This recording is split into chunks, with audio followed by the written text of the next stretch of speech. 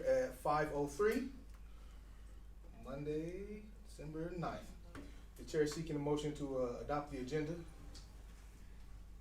That's your watch. Adopt the agenda. But Watcher, are you on the? Well, you're not official. Yeah, just here. You That's can- a specs just here. So is this meeting just for informational purposes only then, or can we not, or we guess? Are any of your other colleagues coming? I haven't received any information on that. I'm asking.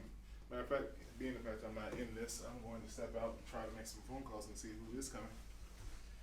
Will it be- You already started with her? Let me stop it.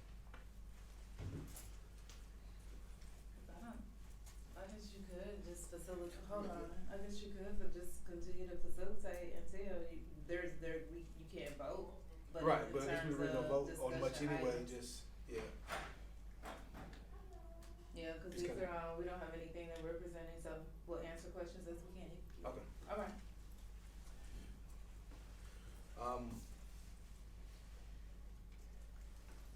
We'll go on to, since we are short committee members, this meeting will be for informational purposes only. We'll go to the discussion items. Item 4.1, review of state scores.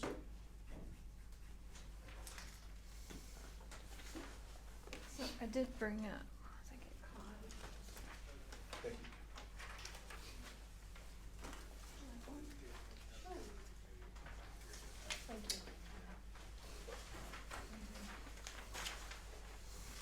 I wasn't sure specifically what was being requested of the agenda item, but in collaboration with Dr. Cargile, we did want to share with you these two items. So on the one with green is the district summary data. I had already shared this spreadsheet with the board previously, minus science. So I did go ahead and add in science since we've received that in the last 4 weeks or so. So you'll see there, 5th grade science overall proficient or advanced was 15.7, 8th grade science was 10.7, biology was 20%, and then our overall science for the district was 14.7. Brand new test, brand new science standards, so there's no comparable data to previous years. That's why those NAs are there. So that's the only new thing on this document from what you'd seen previously. On the back, on this convoluted spreadsheet, so this is what DESE provided to Dr. Cargile in response to the request for APR calculations. So I would draw your attention to the far right where it says the standard total, and this is the breakdown of points this year. So you'll see that 12 points is representative of we earned 12 points in the area of ELA, and then no points in math or science. Then category 2, which is our subgroups, you'll see 5 points earned in ELA subgroups, and then no points in math or science. Is that 5, that standard total, the total allowed, or total that could be earned? No, that's the total that we did earn. Okay. Yeah, that's the total that Hickman Mills actually earned was 5 points. And then under standard 3, you'll see on the far right we earned 26 points. So that first category, you see where it says 6 and then 10 and then 10. So 6 in the first subcategory, which is ACT, advanced placement tests, etc. And then the 10 underneath of that is for our dual credit, and then the 10 underneath that is our 180-day follow-up. So those 3 are standard 3 college and career readiness. Then the next one down where it says S4, 6 points, that's attendance. So we already knew we were in that 6-point range for attendance. And then finally the 30 points in graduation. So that's what gave us our overall APR percentage of 60.8% for last year, for 2019. Okay. So what does this mean as far as comparable to well, see what it means for comparable to last year, but as far as improvement or moving forward as in regards to accreditation or things of that nature, what does this reflect? So it's very difficult to compare because the formula continues to change every year. So for example, this year we had no social studies in this calculation because we gave a field test in social studies. Last year we had no science in the calculation because it was a field test in science. So it becomes difficult to compare year over year. The more important thing to me is to look within the formula, because they've changed the formula so many times over the last 5 to 7 years, in order to, adjust to their new tests. That more important to me is really this side of the document. So how are we progressing in particular areas? A good example to me is that you'll see that in math, like almost every grade level is green. And then overall as a district, we increased by 2.4% in math. Yet you flip to this side and you can see that based on Desi's formula, we earned 0 points in math. To me, that's a problem, right? How do you increase year over year, but then the formula is reflective of no points at all? What causes that kind of discrepancy? Go ahead, just, I'll hold him up. Okay. What will cause that discrepancy to where we are showing improvement, but the formula shows not? Did you call him? He on bad service. Yeah. He's not here. I don't want to. It really comes down to the nature of the MSIP calculations that Desi is using. So we've taken 3 different tests over the last 4 years. They've had hold harmless. They've changed the number of points possible. They've changed the target. So it's always a moving kind of target. And the calculations here, essentially what they're saying is that although we increased, we didn't increase enough by their standards to earn the appropriate number of points. Yet you might have a good comparison would be the North Kansas City School District declined in almost every grade level in math, declined overall as a district, yet they're still earning almost full points in the area of math because their 3-year average is still up here. So it comes to this discussion of what do we value, and do we value that you started out here and maybe you're allowed to dip, or do we value that a district like Hickman Mills where maybe we're not up here but yet we're showing growth and we're showing progress year over year. Okay. Does knowing that the formula is kind of unpredictable, do we have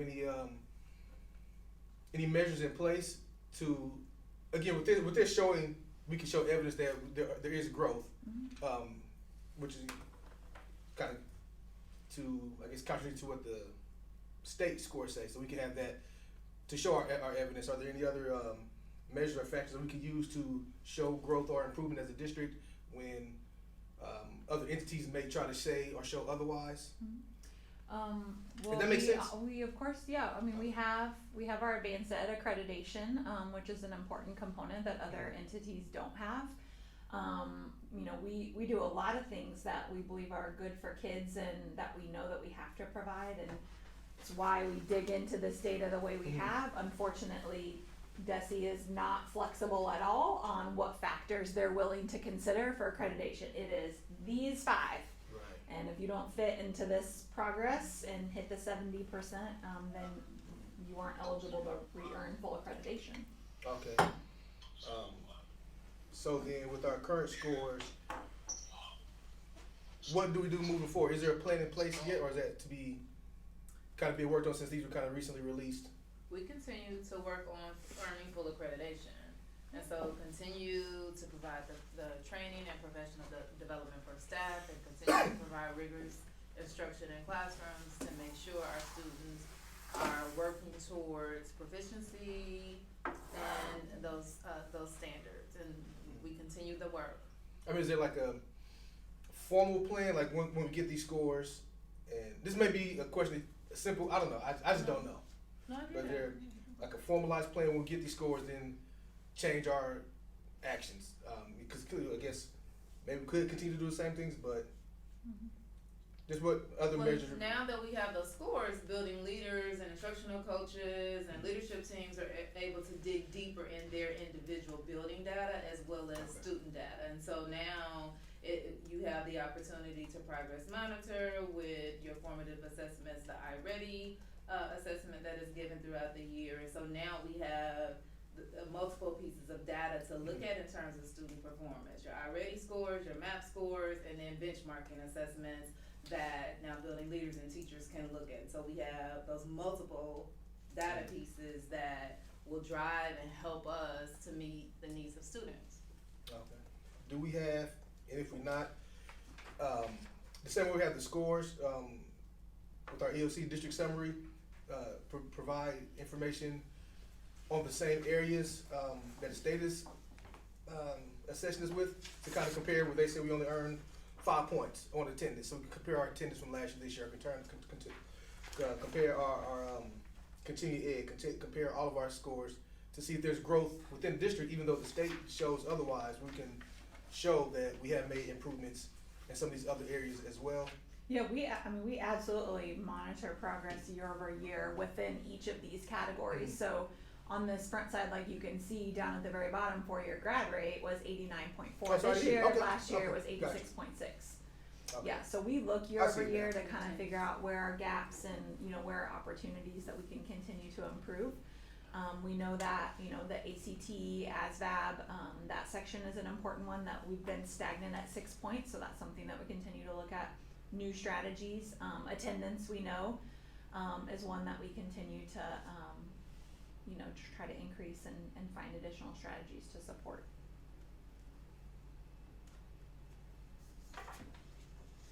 Do you have any questions? Ask him if he has a question. Do you have any questions, Director Reagan? We're talking about the AYP scores, just kind of get a comparison of last year and get an update on that. Right now, I'm just going to listen, Director Watry, to what they're talking about. I got some of the records from 3 years ago. So how far did you guys go back? We're back to, we're just comparing last year and this year, is what we're doing. Okay, so they didn't go back to 2017. Do you have data from 2017? We do have the data. We don't compare it in the academic achievement areas because that was a different test. So DESE would discourage comparing that data from 2017 and forward because everything changed that year. Okay. We do compare the other categories though to 2017 and before. Usually it's a 3-year trend. Okay. Were you able to hear that? All right, I'll listen. Okay. Thanks. Yes, sir. Do you have any questions? Thank you. Anybody, any other questions and comments, anything to add to that? Seeing none, we'll move on to item 4.2, the gifted program update. So as far as the code program is concerned, as you know, we did make a transition this year and made some adjustments to the code program and services that would be provided throughout the district. And so the two major changes, well, I guess there were probably more than two, but that affected the enrollment numbers was the discontinuation of the ACE program, and we were no longer providing code services at the high school level. So those were the big changes in terms of enrollment numbers. Our current enrollment is, we have 172 students that are participating in the code program, and that would be K through 8. And just to compare to last year, there were 284 students. A big chunk of that was ACE and the high school students, and so without those two, that number would be about 180. So we do have quite a few students that are participating, even though we did make the transition to no longer have the high school and ACE program included. So just a few less than what we had before. As far as our referral numbers, we just completed our first round, well, we didn't just complete, but recently completed our first round of iReady. And so the counselors are now supporting the process too, so that was another major change that we had. And this first go around, we had a total of 73 referrals, and this would be students that were either referred by a parent or a teacher based on their iReady scores. Now, we've had a chance to look at some of the information. There were a handful of students that didn't meet the criteria, just a handful. And then we also had a couple of schools that had some really low numbers. And we've developed a plan to reach out to the counselors just to provide them a little more support so that they know exactly what to do, how to identify the students, what they need to look for. And we also talked about partnering. We have a couple of new counselors, brand new counselors. And so we know that it would be beneficial to partner them with a more experienced counselor just so we can make sure we're referring kids and we're identifying all of the kids that actually qualify. I mean, just to give you a comparison, we had 23 students at Ingalls that were referred. We had 16 at Warford, 25 at Irvin, and then we have some other schools where the numbers are really low, like 2 students or 3 students. And it doesn't mean that in every single case that the counselor may have missed some students. It just means that we might need to really look at the referral process, and if teachers are making a referral, if they've gone through the data to make sure that we've identified all of the kids. So Has that referral process changed since the transition of the code program? now that part hasn't changed, other than we did have to modify it to meet the criteria for the new assessment that we have, because iReady is new. So we did have to set a criteria for that assessment at the 80th percentile. So students who are at or above the 80th percentile based on the iReady. Which the great thing is, we really didn't think that we would have this many students. With it being a new assessment, first time taking it, we have a lot of kids who met that threshold. And so looking at their scores and other factors in the classroom, their classroom performance as well, then we determine if they move on to the next round of testing. That was gonna be my next question. Is there any other indicators besides the iReady score? That's just the screener. Gotcha. So that is the screener that identifies students who may qualify. But they can make referral, even if they don't have that 80 percentile score, the counselor or teacher can make referral based off other characteristics. Generally, we use that as the academic screener. So we have to have a screener, so that's a requirement. What is the screener that we're using for all students so that it's normed? It's the same screener. We start there.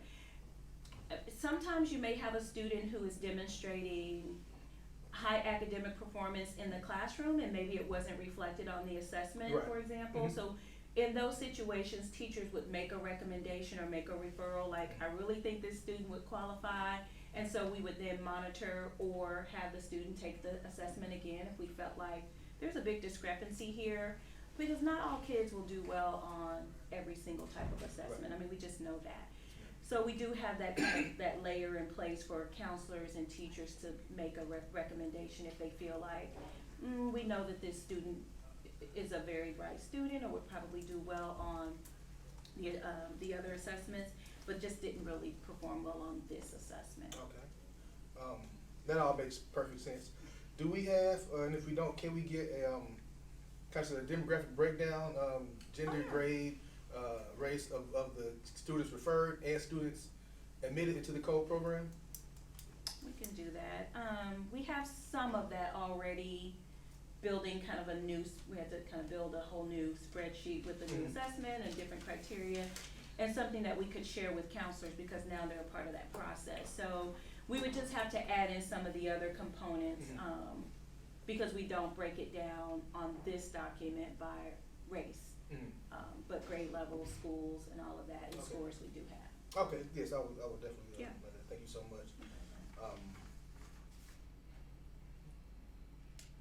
And yes, sir. Could you, what is the turnaround time on a child trying to get into the code program? Did you all, what is their turnaround time? Because I hear that you stated that through the iReady, and I know that the iReady scores are just new now this year. So are they going to be looking to come in next year, new students? So yes, they're already testing students. So as soon as students take the screener and kids have been referred, the counselors start assessing the students once they have parent permission. So the process begins. The only thing is that we need to get parent permission to move forward with testing. And that's probably the part that counselors are kind of trying to figure out right now based on the number of students being referred, how to schedule out the testing. Because depending upon the grade of the student, or if they've received any type of testing previously, they may have to take just one assessment. Sometimes they have to take another assessment depending upon if they've got some maybe nonverbal skill. I mean, different things with different kids, and so we've got to identify what's the most appropriate test to give the student. But that's what they're doing right now. So the goal is to get testing completed so students can start programming second semester. for the next meeting, can you provide a list of what assessments we do use? Oh, yeah. Thank you. And so, to kind of follow Director Reagan's question, so if a student does complete their testing first quarter, will they start code second quarter or third quarter, second semester? Mm-hmm. Okay. Is So that we the would- deadline? We would hope to have students be able to start after they've taken the assessment next semester. Okay. Mm-hmm. What will cause that to go into fourth quarter maybe? Would that just be a matter of getting the parent consent or? The only thing that would maybe slow up the process is just when the testing gets completed, and really, the way it's set up, I mean, you don't have, every school doesn't have a whole lot of kids that need to be assessed, but for schools that have like larger numbers, Holly, who is the lead teacher, who supports, the oversight of the code program along with Kelly Washington, she's also providing some support for schools that have a lot of students that they need to assess, so then she's there to help assess. The goal is to try to get them tested as soon as possible. We don't want to belabor that, Okay. because then we'll have another testing period where kids could be screened again when we take the assessment in the winter. Mm-hmm. So you could have different kids being referred at that point in time, so you wanna kinda stay in front of that. Right, yes ma'am. Have we got a chance to talk with any of the staff in the code program about how they feel about the changes, or have they not been affected with the new format? I mean, I can just tell you, sometimes I get certain information and then it might be something different shared with someone else, but I mean, in general, in my conversation with Holly, I kind of started with her because she works with all of the counselors. And she's the one that would touch base with each one just to check in and see how's it going, do you feel like you're okay? I think overall, it's going a lot smoother than we had anticipated because it is new for the counselors. The biggest concern was scheduling, of course. When are we going to be able to get this done? And so it was just kind of an unknown that we couldn't really answer until we knew how many kids they would have referred.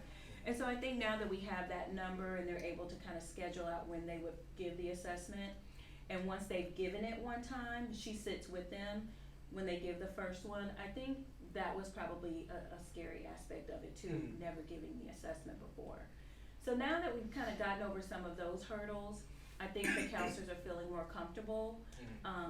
I just think we've got to look at our newer counselors. That's what's standing out for us right now because they are needing more support. Right. And you mentioned kind of pairing them up with the more more advanced, yes, I shouldn't say advanced, more experienced counselor. Because now we know kind of where the deficit is. So, and that's usually where it is. We see it with the new counselors. So have students who were in code last year, they've been receiving services already this year? Oh, yes. Okay, perfect. And we've just been working with the teachers. We've also been spending more time looking at their map data. That was something that we wanted to focus on this year. One of the things that we had talked about in the executive leadership team meeting was just looking at code scores and how our students are performing when we know that they have the skills and ability to perform at a higher level. Right. And how are we really pushing and challenging them to do that. So that's been a big priority. And so we're looking at what does the instruction look like in our code classrooms. So that's an area that we're targeting as well. Okay, awesome. Well, I do thank you for that information. I think it's important that we meet the need of all of our students, no matter the exceptionality, no matter the ability level. And I know that was something that was kind of dear to me. Was our code program, and I know I asked a lot of questions earlier when we kind of taking the high school program, kind of condensing it. But this is pleasing information to hear that we're still progressing. We're ahead in some areas. We're making adjustments to the program to best fit the needs, get as many kids served as possible. So I thank you all for the work that we're doing that end. Continue to serve even our most exceptional students. Any questions? You have anything, Director Reagan? No, sir, I have not heard. All right, so we will move on to item 4.3. How are the sports coaches evaluated? Would you like to give us a little bit of background on that, Vice President Reagan? Sure, I would. I know that our programs have been through a lot of transition where we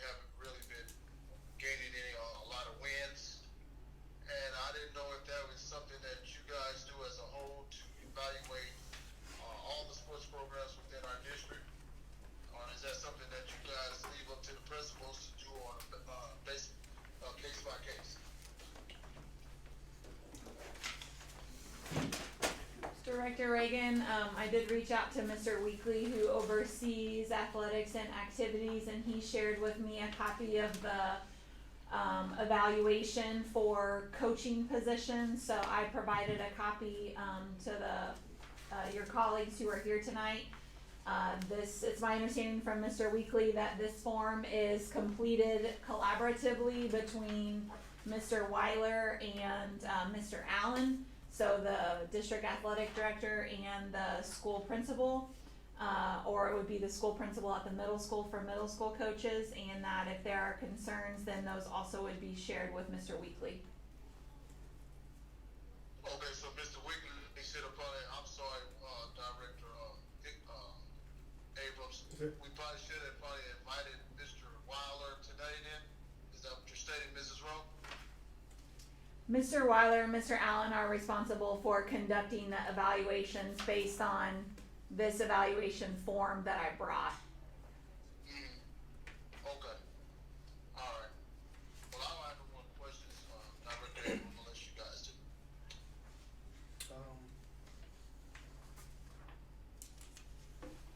No, I think.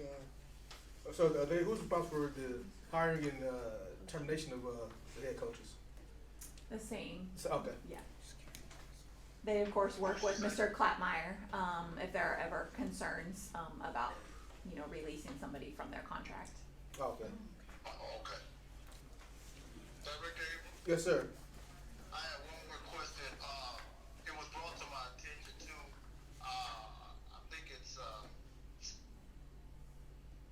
gonna put it in the way that I can.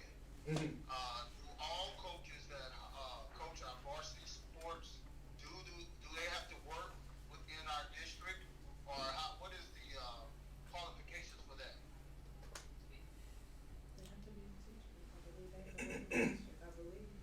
We can clarify, I can clarify that before I just offer a response with Mr. Clapmeyer, and I can send that, to the board, send it to the committee.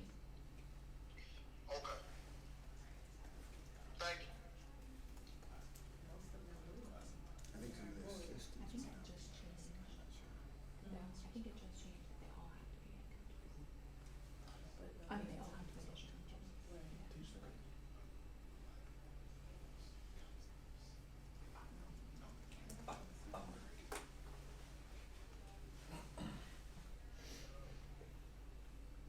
Okay, so you will find out that information. Okay, so we'll get that information via email maybe or next meeting. I can send it in the end of week notes as well. That's I can perfect. get the answer Yeah. from Mr. Clapmeyer this week and include it Thursday in the end of week notes to the board. That'd be perfect. So she'll send that in the end of week notice, Superintendent Vice President Reagan, so we'll have that information. So we'll move on. Mhm. Item 4.4, is Saturday school an option for the future? Again, Vice President Reagan, could you provide a little background on that one, please, sir? I know that when I used to work up at Smith Hill, that was something that they used to do, Saturday schools, as far as bringing, basically getting away from the traditional school of letting the kids come after school for tutoring. They used to have Saturday school at the old Smith Hill, not the new Smith Hill, I'm sorry.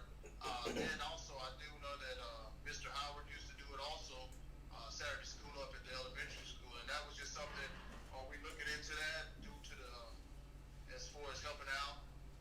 Is that something that has been brought up?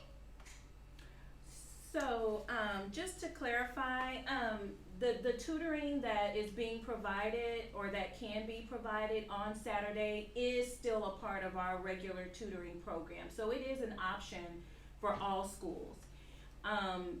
It's been an option, so I'm not really sure what the confusion was about whether or not that is something that buildings can offer to students and parents, but it is still an option for principals if they want to offer Saturday tutoring.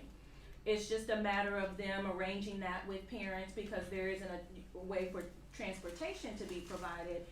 But if parents are willing to bring their students and teachers are wanting to tutor on Saturday as opposed to during the week, that's an option. And it's included on our tutoring procedures. So that has not changed.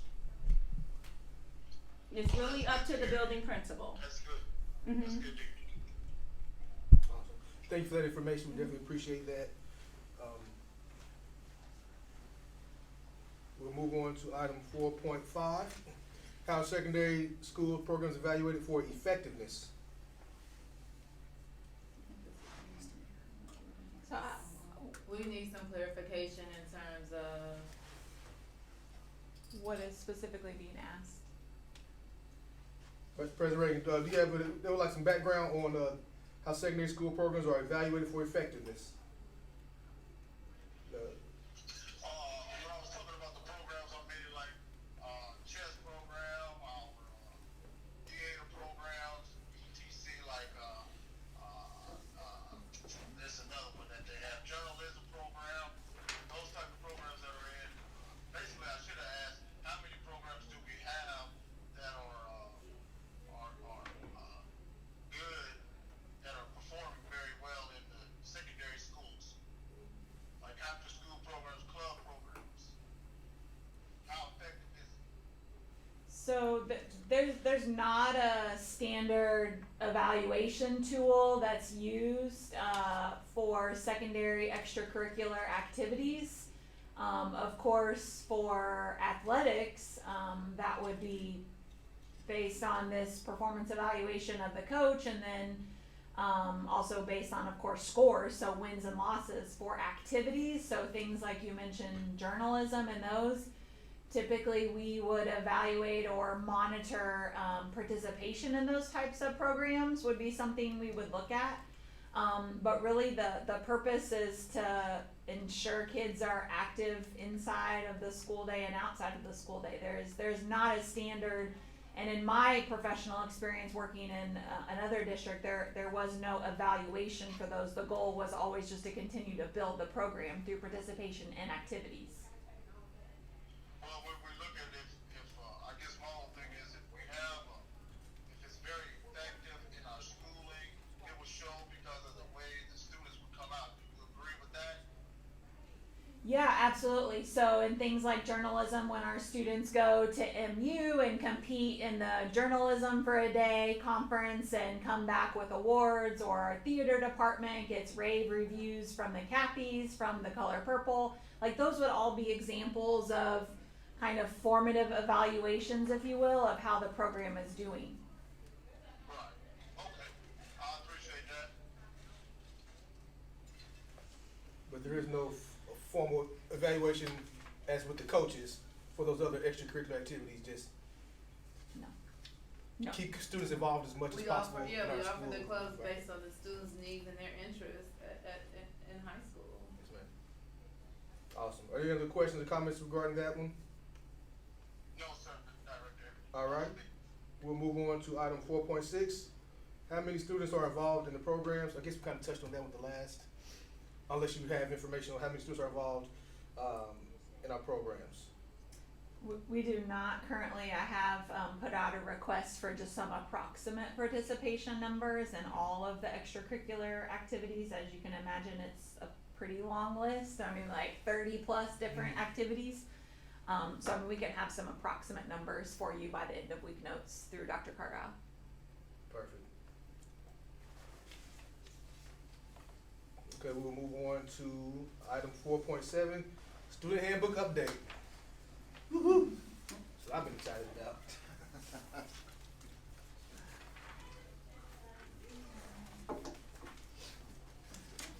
Well, I mean, there's not a lot more than we talked about last time. We've met one more time since then. We're continuing to meet. Really, the middle part right there is kind of what we're discussing. Is, we've been going through and looking at our handbook and, quote, updating it, if you will, trying to make it more relevant and have more meaning. And what we're talking about is using the tier model. Basically, tier 1 being basically anything that doesn't make it to the office at all. So that would be basically anything handled in the classroom or outside, and then putting a T2 or T3 by the consequence to show which tier they would be. Tier 3 basically would be the superintendent's hearing, and basically the beginning of the student handbook section would be a explanation summarizing basically what the tier 1, 2, and 3 levels are. And then we've also been talking about trying to have some type of training. And again, we haven't figured out logistics yet, just a discussion right now. Training for all the teachers at the beginning of the next year on restorative practices during those first 5 days or so prior to school start, is doing some type of training that we embed, because we always do training for our teachers during that time. Seeing what type it would be, maybe a 2-hour training or something for all teachers to go through.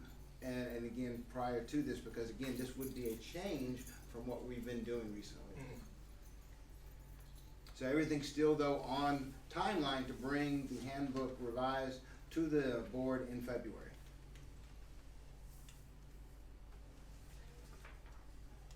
Okay, do you, any of you gentlemen, Vice President Reagan or Director Walter, have any questions or comments regarding this issue, this item? I just guess I'm looking at the layout. This is, I guess, my main concern is we have been talking about these handbooks for a while, and just like I said in the email, I know that we have a lot of people that are working on this, but I just feel like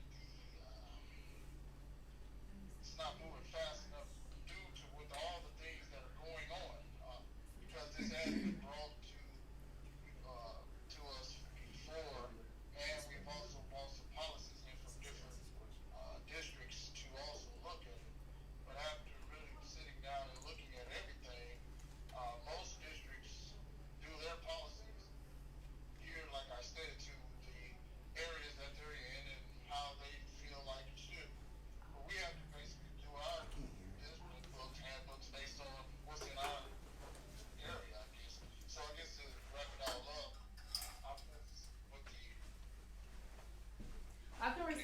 I can respond to that statement.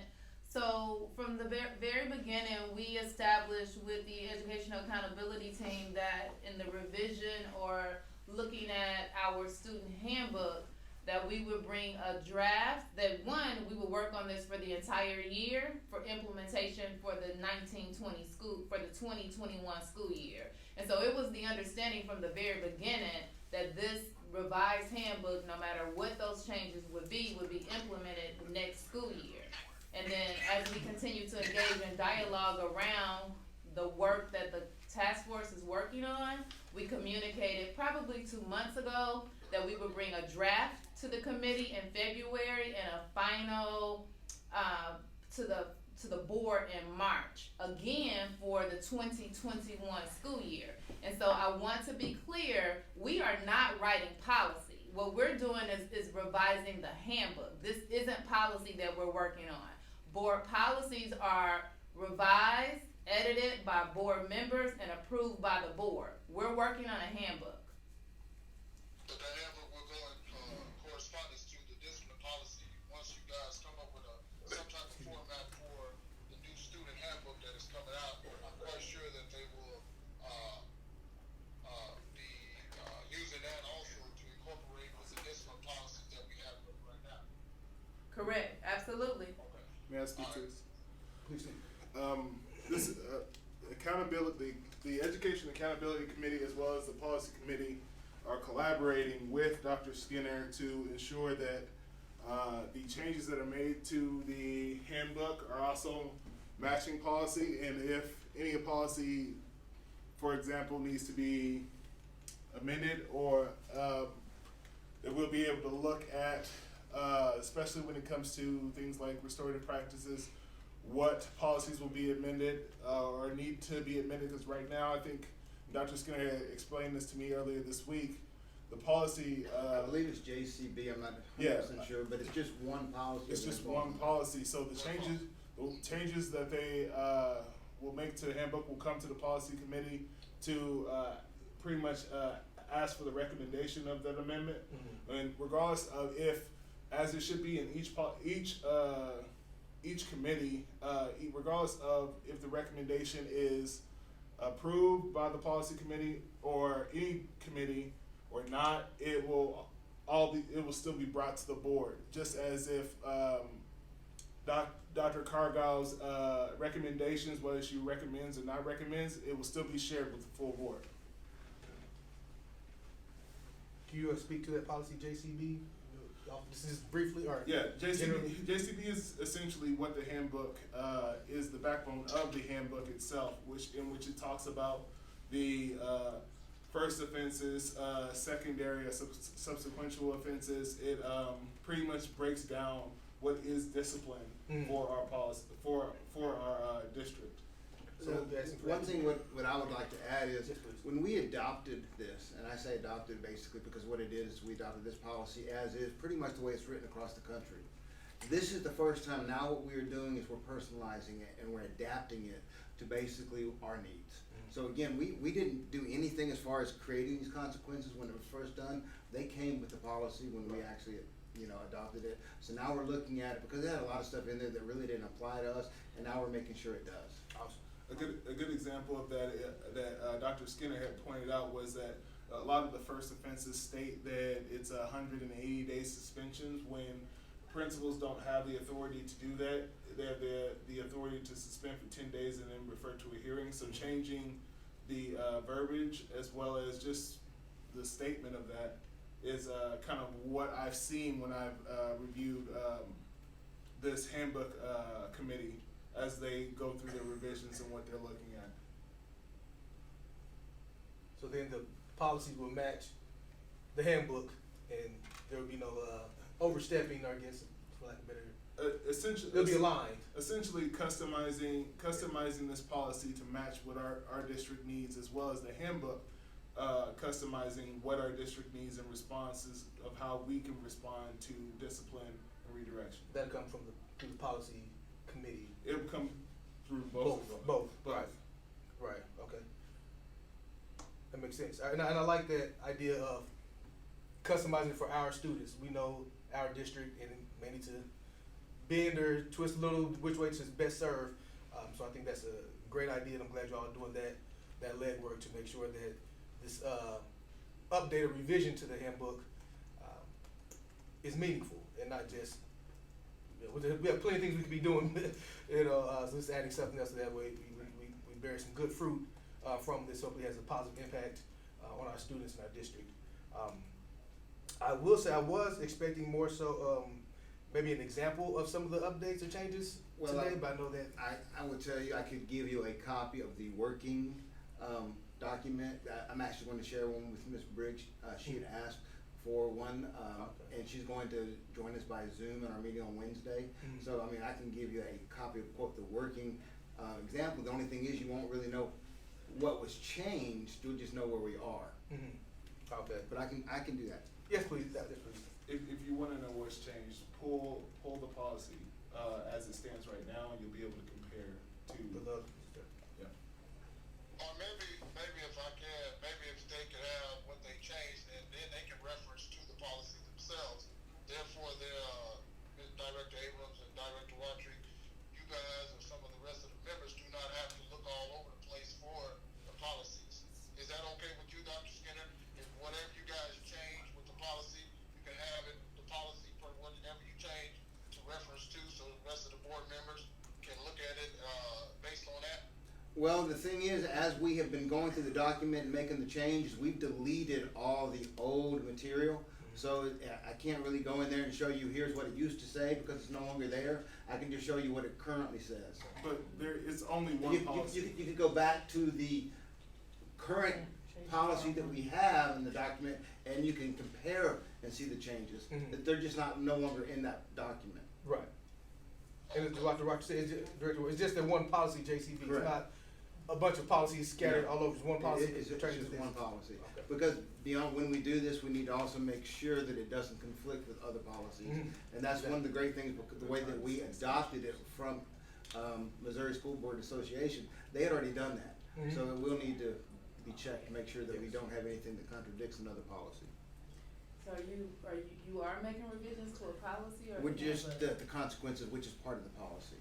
I mean, that's what the policy is the handbook section basically. But you're not editing the policy. We're You're just editing the handbook. the consequences part of it, right? Yeah, I mean, Alright, that's, so we have to remain clear with that. We're not proposing a change to the policy committee about a policy. Yes. We're aligning the revised handbook to better match And it falls in current that policy, right? It falls in that policy. Well, I was under the impression that we were gonna make an amendment to adjust that policy, With- but that will come through the board, not, I mean, it through is the handbook, I that just don't know committee. how that actually, if it's quote a policy, but it is the So- handbook. So the draft of the handbook, the draft of the handbook that's being produced by this revision committee, is more or less, if you were to take a rough draft of the policy and what recommendations that you would make to that. It's not necessarily changing the policy at all. But the recommendations in which, what the board needs to look at, especially those who are on the policy, committee, needs to do is to look and see what revisions need to be made in the sense of not changing the policy to match the handbook, but rather making amendments to the policy to ensure that it meets the needs of our district. So it's the admin procedures that they're editing, not the policy. Correct. And the Okay, admin that makes- procedures are how we execute a policy. So I want to Yes, be be clear, clear, yes, ma'am. this committee is not making edits to the policy. Correct. To the This committee procedure. is looking at the admin procedures and then editing and revising our handbook. Right.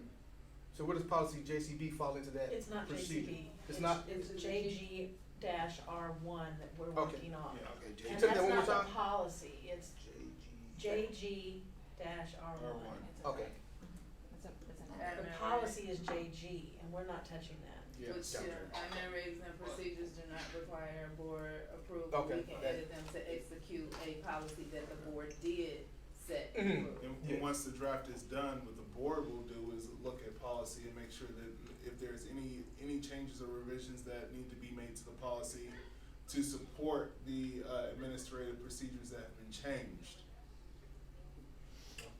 okay.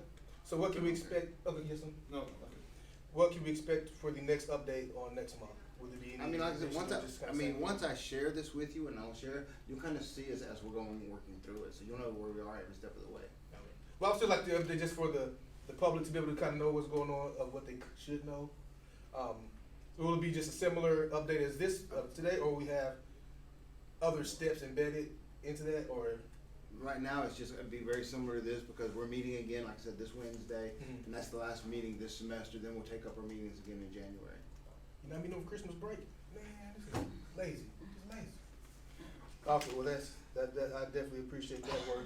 You have any other questions, comments, Director Waters? You have anything, Vice President Reagan? No, I'm all good. I'll listen to you. Okay, so just to, so that you will continue this work, there'll be an update next month, following the same kind of outlines, and then in February, presenting a draft Right. to the board, to be approved in March for implementation in 2021 school year. Well, and again, the great thing about presenting it to the board in February, you know, that still gives us time between there and the end of the year, because this will not go into effect until next school year, correct? Correct, okay. Perfect, that works for me. That is all for our discussion items.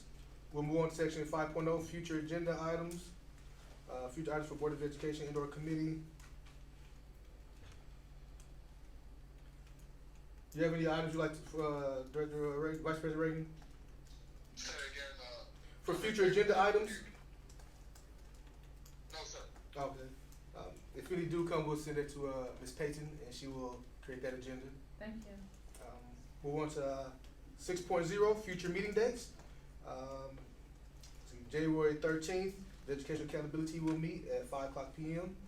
And regular session board meeting is December 19th, 2019 at 6:30 p.m. Item 7.0, adjournment. Thank you all so much. I appreciate all the work that you do. And this committee is very pleased. I'm very pleased with everything that we do. I think we work very hard. Behind the scenes, a lot of people don't see the work that's being done, but it does not go unnoticed by me, at least. Thank you. And so I just ask that you all just stay encouraged, continue to do the good work of serving our students, and I look forward to the positive change that we're going to make in their lives. Thank you so much. Meeting is adjourned. All right.